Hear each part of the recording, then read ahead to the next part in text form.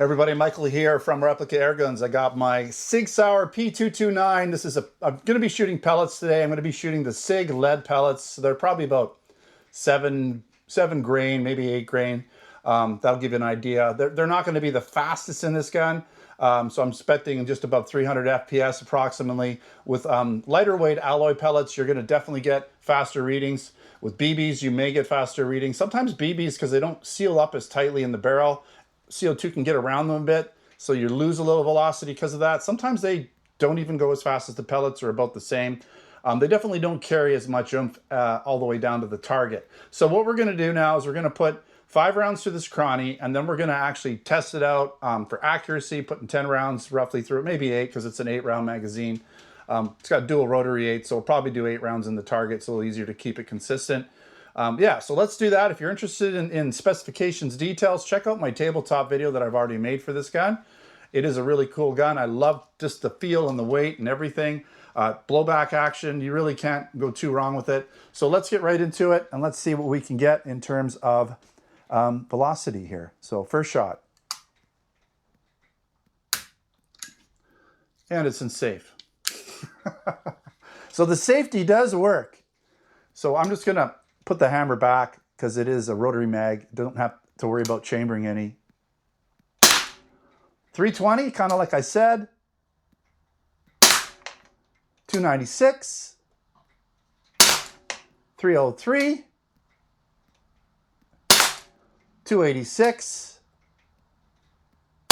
Okay, and 277. So definitely dropping a bit there. I'm going to just put it on the table carefully here. Well, we're actually going to put it in safe because I'm going to spin this around right now so I don't forget, so that I can do 8 rounds for the accuracy portion coming up right now for you. I've got my paper target set up 30 feet downrange. We got the Sig Sauer P229 pellet pistol. I've got the rotary mags flipped over. Made sure I did that before we moved on so we're not going to run out. 8 rounds I think will be good enough. We usually do 10, but because it's an 8-round rotary magazine and I want to just keep my pistol hold consistent, because when you start, taking magazines up, flipping them around, your pistol hold can change a little bit. That can affect accuracy.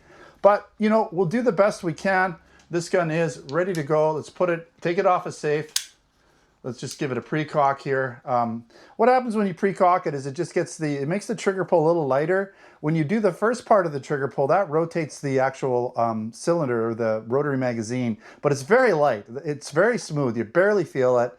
So there's very little double action, I would say, take up, and then you get to the single action hammer release. So let's do that. So see, that's it. There's just barely anything there, and then you're ready to release that hammer. It's all ready to go. So here we are.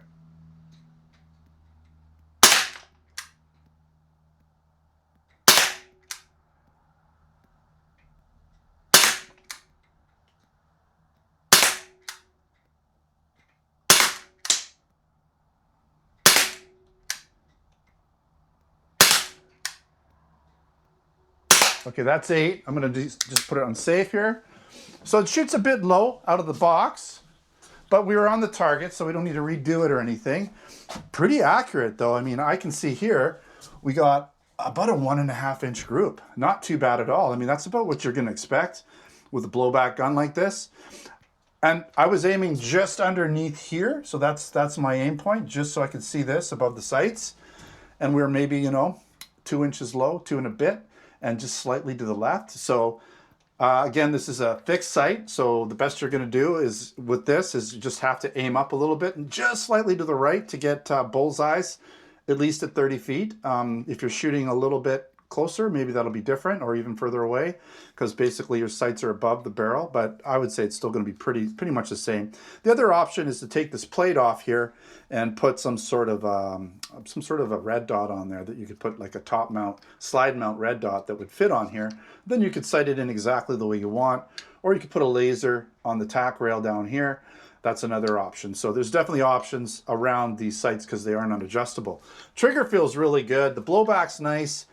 It's snappy, but it's not super quick. It's almost got that 1911 slide sluggishness, but it's just the way it is. It definitely feels good because it is a heavy slide, and the CO2 can only make it cycle so quickly. But I do kind of like that heavy, more sluggish blowback action. For me, I like that. So this really quick snappy ones kind of feel weird to me a little bit. They feel a little fake. But yeah, I like it. It's a nice gun. It weighs, you know, good 2 pounds and then some. All solid steel gun. You know, yeah, it's a winner for me. I like the previous version as well. I think all the Sig Sauer products, their pellet pistols and everything, and their rifles are really good products. They put a lot of thought and attention, and they design them with the manufacturers that are actually making them. These are out of Japan, so I'm not exactly sure where it's made, what factory, but SIG doesn't make them. They just design them and have someone else make it for them, because they don't make air guns, they make real steel guns.